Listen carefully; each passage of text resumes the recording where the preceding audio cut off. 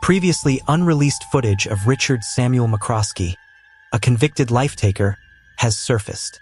In this disturbing video, McCroskey admits, "I had no choice. My mind just broke. I lost control." He recorded this message while living in the house where his victims' bodies lay, undisturbed for days. Neighbors began to notice a terrible odor lingering in the area, attributing it to a dead animal, unaware that the source was the decomposing remains of 4 human beings.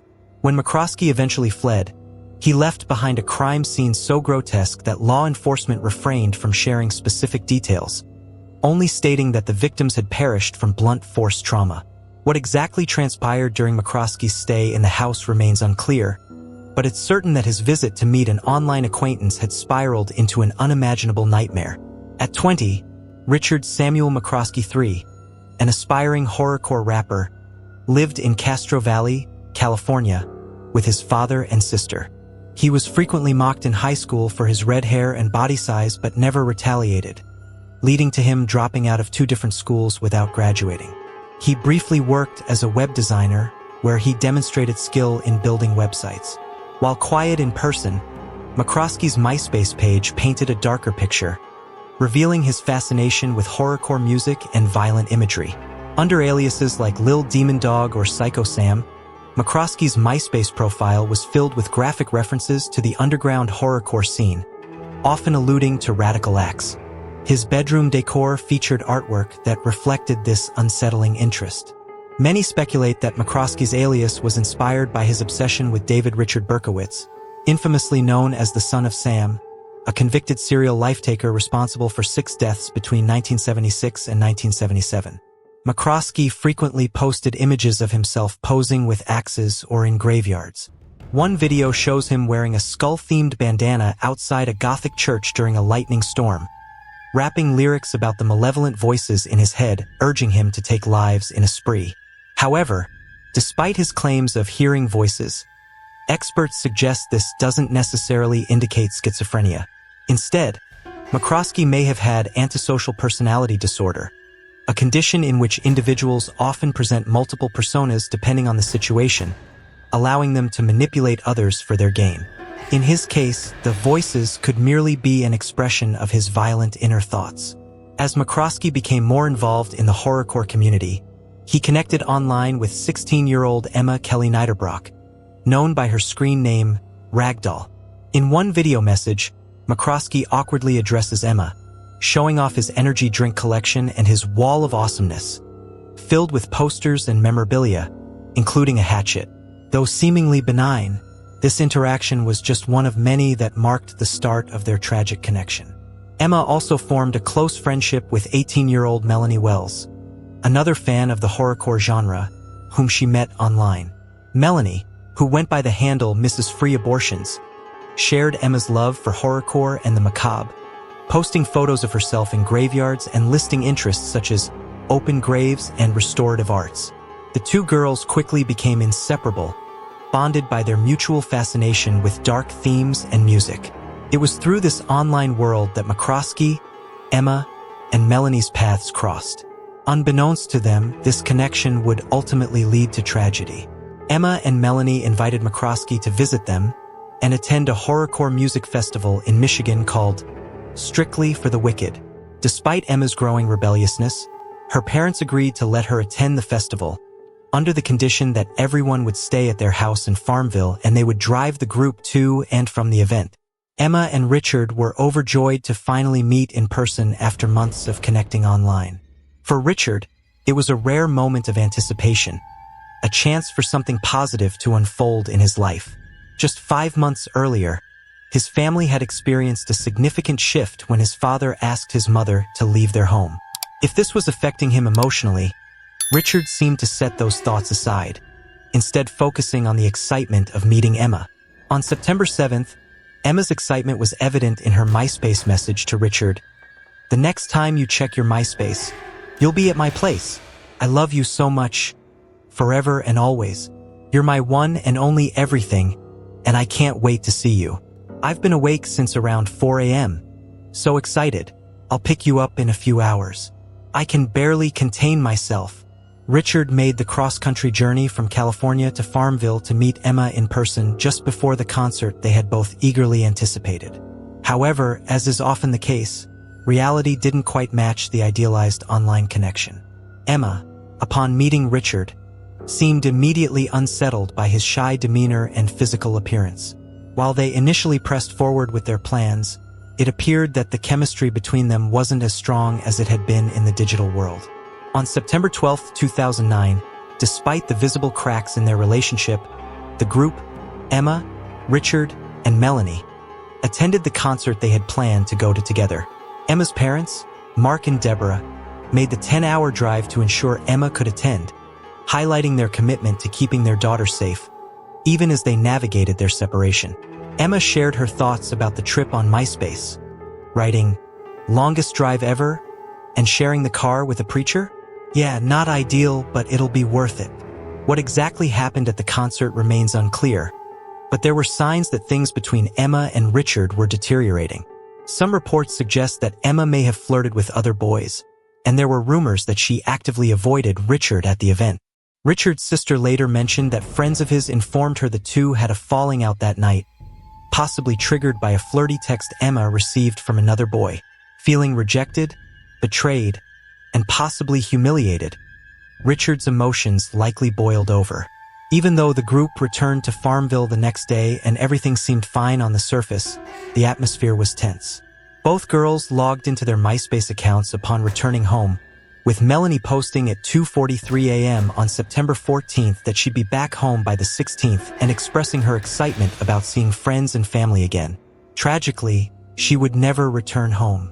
As Melanie's parents grew concerned about her lack of communication, her father drove to the Farmville residence, only to be met with silence after hours of waiting outside.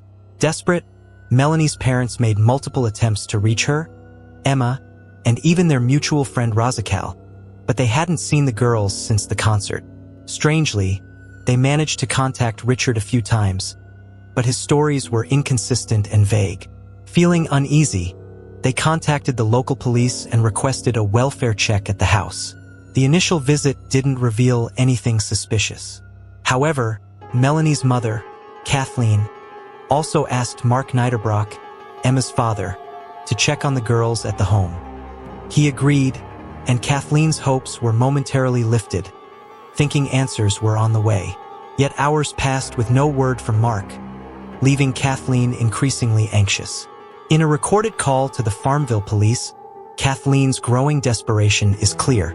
She reported that Richard had spoken to her earlier, claiming the girls were at the movies, and then shared an unclear explanation involving a broken-down car.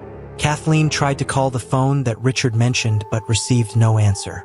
Later that evening, with still no contact from anyone in the house, Kathleen called the police again, leading to another visit. This time, officers were greeted by Richard at the door. He repeated his earlier story that the girls had gone to see a movie, but as the night wore on, something far darker was slowly coming to light. The officers left the house without conducting a full search, but Kathleen remained uneasy with the explanation Richard had provided. Determined to get answers, she called again and spoke with Richard, but this time his response was different. He simply said the girls couldn't come to the phone. "This just doesn't make sense," Kathleen remarked, her voice filled with frustration. "My daughter would call. I don't know what to think anymore.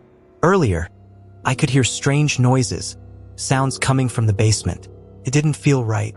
The police reassured her, advising, "If you don't hear from her soon, call us back, and we'll send an officer again."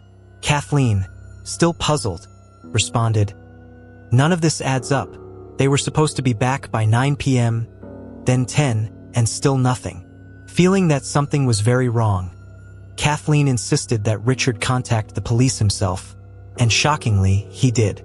When Richard called 911, rather than mentioning the missing girls, he complained about unsettling noises coming from the basement.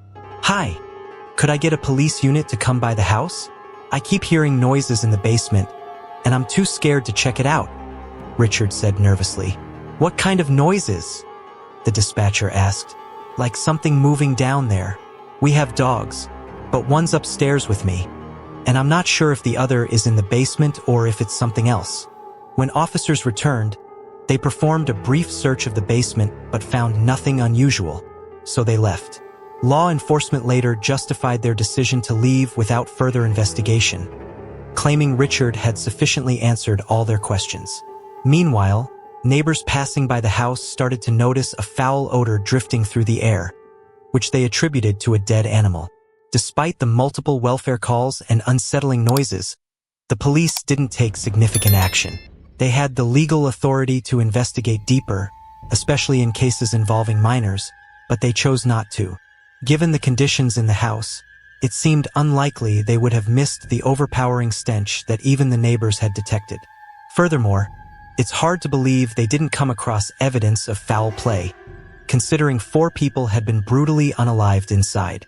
While families of the victims could attempt to sue the police for negligence, it would be a tough legal battle. Officers in these cases are often shielded by qualified immunity, which protects them from civil suits or criminal charges, provided they act within the scope of their duties. However, it could be argued that in this instance, they acted negligently by not conducting a thorough search of the home or failing to recognize the unmistakable odor from the crime scene. On the 17th of September, Richard placed a call to his family. He asked if everything was all right at home and ended the call with an unusual, "I love you." His sister found this out of character. They weren't the type to say, "I love you" to each other, but she couldn't fathom the horrors that had unfolded in Farmville. Richard, by all accounts, was not known to be assertive. He had a timid and fragile demeanor, to the point where his sister recalled him being afraid to unalive even a spider if asked. It's possible Richard had long been a weak and passive individual, shaped by years of bullying and harassment. Those who knew him suggested he'd never properly dealt with the trauma from his adolescence. Yet, most people who experience bullying don't go on to commit such horrific acts. In Richard's case, it seems he harbored deep-seated anger and resentment that had been festering beneath the surface for years. When someone doesn't stand up to their tormentors, they can develop self-loathing alongside hatred for others. This unexpressed anger often results in a sense of helplessness and powerlessness. For Richard, the emotional rejection from Emma, whom he likely considered his first romantic connection, may have triggered the radical outburst. He had built an image of himself as someone tough, someone to be feared, a persona he perhaps developed to cope with his feelings of powerlessness. The betrayal he felt when Emma distanced herself from him likely reawakened that long-buried anger, leading him to finally act on it. Kathleen continued to frantically reach out to authorities, still desperate to find Melanie. During one of her calls, she explained her growing fears. "My daughter has been staying with a family in Farmville, and we haven't heard from her in over 2 days. Her phone's turned off, and nobody knows where she or her friend is. Their phones are off, and the boy staying with them keeps giving me different stories. My husband sat outside the house for 8 hours waiting, but no one answered the door. We're 4 hours away, and we just don't know what to do anymore." In her desperation, Kathleen even checked the phone records, discovering that the last time Melanie's phone had been used was at 1:20 a.m. After Kathleen's relentless calls, Farmville police returned to the house on September 18th. This time, they were immediately stopped by a sickening smell coming from behind the front door. Recognizing the stench all too well, officers entered the home and discovered a nightmarish scene. What they found was beyond anything they had imagined. A house turned into a slaughterhouse. Inside, they discovered 3 bloodied bodies in a downstairs bedroom with a 4th upstairs. The victims were later identified as Mark Niederbrock, Deborah Kelly, Emma Niederbrock, and Melanie Wells. Emma, Melanie, and Deborah had been brutally bludgeoned in their sleep. They were unalived by a wooden splitting maul, a tool retrieved from the family's own backyard. Mark, who had come to check on his daughter and her friends, had been ambushed and struck down with the same weapon. He had been hit so severely that the hardwood floor beneath him was cracked and soaked in blood. There were no signs of resistance from any of the victims, with all 4 suffering from fatal blunt force trauma to the head. What made the scene even more disturbing was that both Mark and Melanie's bodies had been dragged into Emma's room in what appeared to be a gruesome attempt to clean up. For the authorities, it was a harrowing realization. They had unknowingly missed all the horrifying evidence during their previous visits to the house. But one crucial detail was missing. There was no trace of Richard anywhere. Earlier that day, around 4 a.m., Richard had stolen Mark's car and crashed it. At the time, neither the police nor anyone else realized that the car he wrecked was his escape vehicle from the horrific crime scene. When he crashed the car, an officer issued him a summons for driving without a license, completely unaware of the atrocities Richard had just committed. The officer even helped arrange a ride for him with the tow truck driver and let him go without any suspicion. The tow truck driver later recounted that Richard had an overpowering, foul odor that was so unbearable he had to roll down the windows to breathe. Despite the driver's discomfort, Richard didn't seem to notice or care. The driver also mentioned that Richard had red marks on his neck, which he claimed were hickeys from his girlfriend. Richard nonchalantly admitted that the car he had crashed belonged to his girlfriend's father. After being dropped off at a convenience store, Richard called a cab to take him to Richmond International Airport. While en route to the airport, the cab was pulled over by a police officer for speeding. Richard, unfazed, casually stepped out of the car to smoke a cigarette while the issue was resolved, acting as though nothing was wrong. Despite his too close encounters with law enforcement, no one knew the reality of what he had done. Just hours after the crime scene was uncovered, a man named Andres Schrem called the police with crucial information. Schrem, the boyfriend of horrorcore rapper Razakal, said that one of Richard's friends had recently spoken with him, sharing that Richard had made disturbing comments, hinting that he had unalived multiple people. With this new information, the police became certain that Richard was responsible for the life-taking and immediately began circulating his photo from his MySpace profile in hopes of locating him. Their search led them to Richmond International Airport, where, on September 19th, officers found Richard sleeping in the baggage claim area. He had left behind a piece of paper at the crime scene that had the airport's address written on it, indicating his plan to catch a flight in 2 days. However, he had attempted to buy an earlier ticket but couldn't afford it, leaving him stranded at the airport, where police eventually apprehended him. Upon his arrest, Richard was still wearing the same clothes he had during the life-taking, covered in dried blood and gore, having not changed or bathed since the heinous acts. Ironically, one of his songs was titled, "I Unalive People for Real," a disturbing reflection of the real-life horror he had enacted. Instead of facing trial and risking the death penalty, Richard took a plea deal nearly a year later. He pleaded guilty to 2 counts of capital life-taking and 2 counts of first-degree life-taking. His defense attorney claimed that Richard expressed remorse, stating that he regretted what he had done, but many found that hard to believe. As he left the courtroom, he gave onlookers a sinister smirk, reinforcing the public's perception of his cold-hearted nature. Richard Samuel McCroskey III was sentenced to 4 consecutive life terms and, as part of the plea agreement, waived his right to appeal. Since the case never went to trial, the exact motive behind the savage life-taking remains unknown. When reporters asked him why he committed the life-taking, Richard's response was chillingly vague, offering no clear answers. Richard's sister later claimed that his odd responses were not signs of mental illness, but rather his dark, sarcastic sense of humor. Several theories regarding his motive have been proposed. The most widely accepted one is that Richard was jealous of Emma's interactions with other boys or angry over her rejection of him. It's possible that Richard felt humiliated, not just by Emma, but by Melanie and perhaps even Deborah, Emma's mother. Mark Niederbrock, Emma's father, was likely just in the wrong place at the wrong time when he arrived at the house. After killing the first 3 victims, Richard's detachment from the horror he had caused likely made it easier to take a 4th life. Richard's actions following the life-taking suggest a total lack of remorse or empathy, hallmarks of psychopathy. He didn't flee immediately. Instead, he stayed in the house with the bodies for days. He interacted with the world as though nothing had changed, further indicating the depth of his psychopathic tendencies. In Richard's case, his deep-seated rage and emotional instability seemed to have reached a boiling point.